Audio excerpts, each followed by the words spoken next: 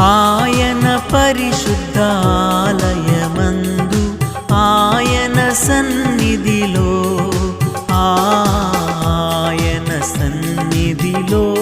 ఎల్లప్పుడు దేవుని స్తుతించుడి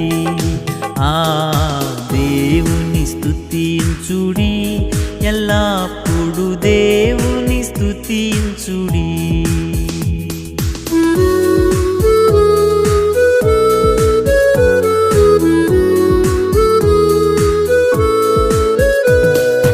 ఆయన బలమును ప్రసిద్ధి చేయు ఆకాశ విశాలమందు